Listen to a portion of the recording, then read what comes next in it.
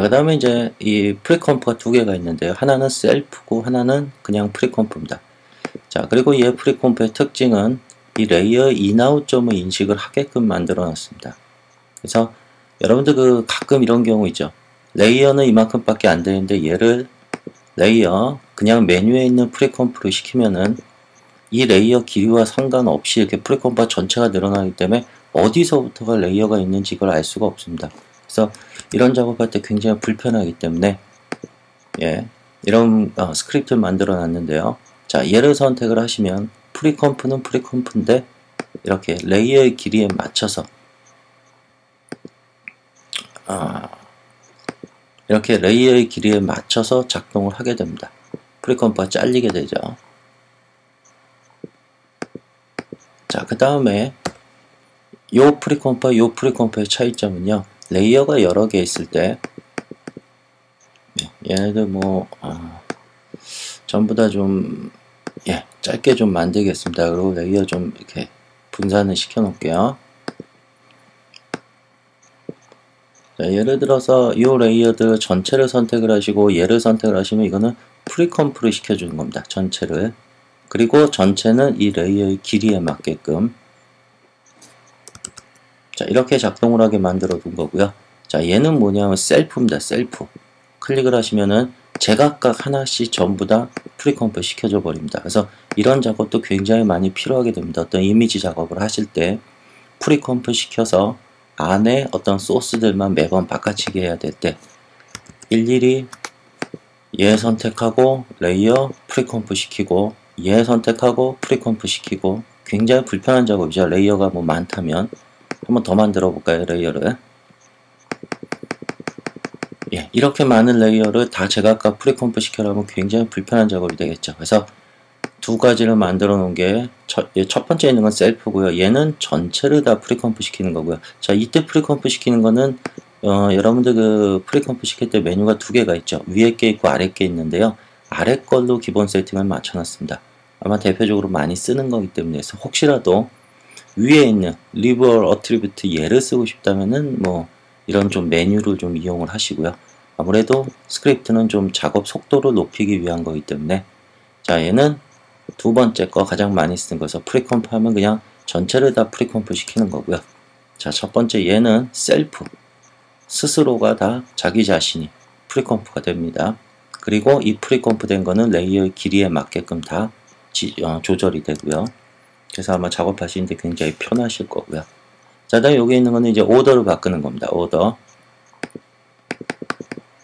자, 오더 바꾸는 거.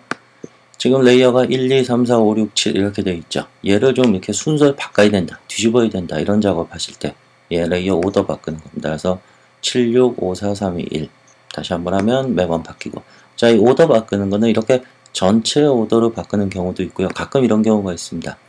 나는 요 2번과 5번이 자리가 바뀌어야 된다. 이런 작업할 때도 이렇게 매번 끌어서 올리고 이거 하고 굉장히 불편하죠. 이런 작업할 때 저도 많이 이런 작업이 필요하지만 그래서 이렇게 내가 요 두 개를 바꿔야 된다. 2하고 5를 선택을 하시고 리버스 오더를 하면은 2하고 5만 바뀌게 됩니다. 예를 들어 나는 1번과 7번만 자리가 바뀌어야 된다. 두 개만 선택을 하시고요. 리버스 오더 하면 두 개만 바뀌게 됩니다. 자, 그래서 이 리버스 오더 잘 이용하시면 작업에 많이 도움이 되겠죠. 이런 경우도 생각해 볼 수 있죠. 난 이 두 개를 여기서 컷을 쳤습니다. 컷을.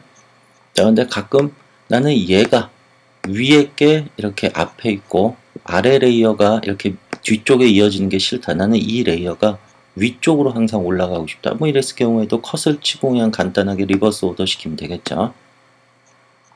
예를 들어 나는 얘와 얘를 이렇게 두 개를 이 부분에서 컷을 치고요. 컷을 치고 난 얘가 순서가 위로 올라갔으면 좋겠다. 이렇게 위로. 그럼 얘도 리버스 오더 시키면 되겠죠. 이 두 개도 바꾸고 싶으면 리버스 오더 시키시면 되고요. 이렇게 해서 순서를 다 제 마음대로. 그 다음에 얘는 스케일 업 다운인데요. 얘는 어떤 타이틀 작업이나 이런 거 텍스트 인트로 작업 같은 거 할 때 좀 많이 쓰는데 텍스트를 가지고 좀 해보죠. 자, 폰트를 뭐 자, 스케일이라고 그냥 주겠습니다. 자, 얘 처음 이것도 마찬가지로 기준은 인아웃점에 맞춰놨습니다. 그래서 여러분들이 그냥 스케일 다운을 누르면 스케일이 점점 줄어듭니다. 어디까지? 인아웃에 맞춰서요.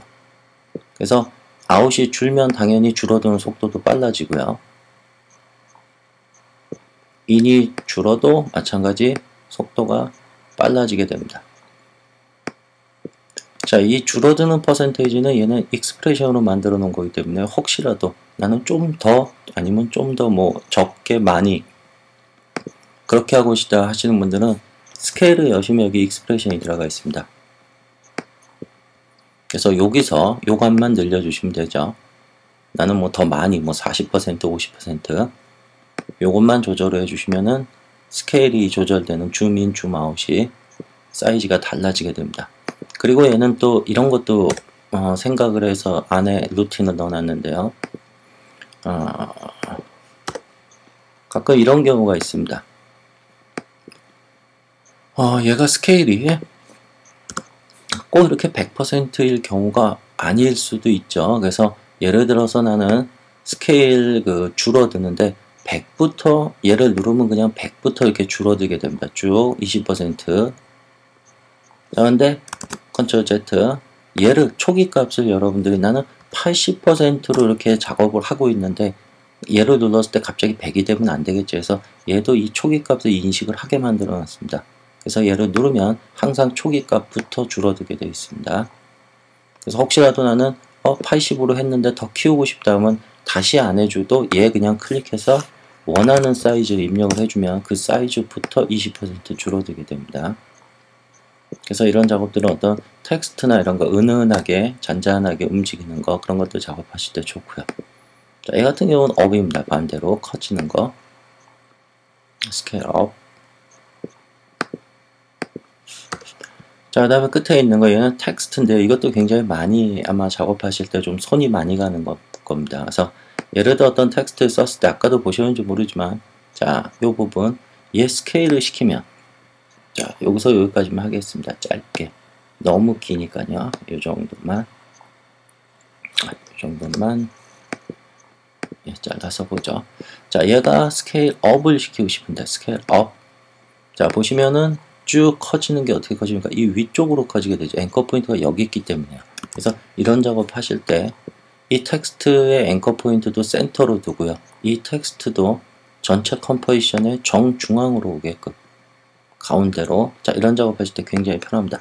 텍스트가 어디에 있던 상관이 없습니다. 텍스트 선택하시고 센터 투 텍스트 얘를 하면 컴포지션의 정중앙으로 오고요. 앵커 포인트도 정중앙으로 이동을 해 있습니다. 그래서 어떤 스케일이나 이런 거 조절을 하실 때 정가운데를 기준으로 스케일이 조절이 되게끔. 자, 그래서 이런 작업 하실 때 얘 먼저 한번 해주시고 그 다음에 뭐 스케일 업 그러면 이렇게 정가운데 기준으로 스케일 업이 되게 되죠. 자, 뭐 여기에는 포함을 안 시켜놨는데 이런 텍스트 작업은 아마 그 영화 인트로나 이런 데서 많이 쓰겠죠. 그래서 뭐 팝업 해가지고 그래서 뭐 팝업 그래서 스케일 모션 블러를 키우고요. 그래서 슝 나와서 가만히 있으면 심심하죠. 여기 보시면은 여기까지만 그냥 램 프리뷰로 볼까요? 네, 이렇게 해서 가만히 있으면 심심합니다. 그래서 대부분 어떤 그 영화 인트로나 어떤 타이틀 같은 거 보면 나와서 가만히 있지 않고 이렇게 점점 커지든 줄어들든 하죠. 그래서 그런 작업하실 때 굉장히 편하다는 겁니다. 뭐 업을 할까요? 스케일 업. 그러면 뿅 나와서 점점 커지게 되죠.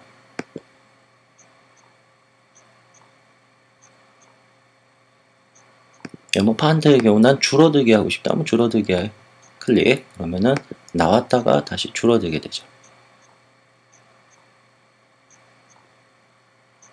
자, 이러면서 나는 어디까지? 여기까지. 그래서 난 여기서 줄어들면서 페이드 아웃 시키고 싶다. 페이드 아웃. 그래서 이런 것들을 좀 활용도를 높여서 작업을 하시면 아마 여러분들이 실제 작업에서 작업 속도나 그 다음에 이렇게 좀 잔손질이 많이 가는 거를 많이 좀 방지를 하실 수가 있습니다. 자, 이 패키지는 아직 그 테스트가 끝난 게 아니기 때문에요. 지금 이제 여러 가지 어떤 문제점이 있는지에서 지금 이제 매킨토시에서 테스트도 하고 있고요. 그 다음에 이제 또 PC 쪽에서도 테스트를 하고 있습니다. 그래서 조만간 아마 다음 주 내로 테스트가 끝나는 대로 이 패키지를 올려드리도록 하겠습니다.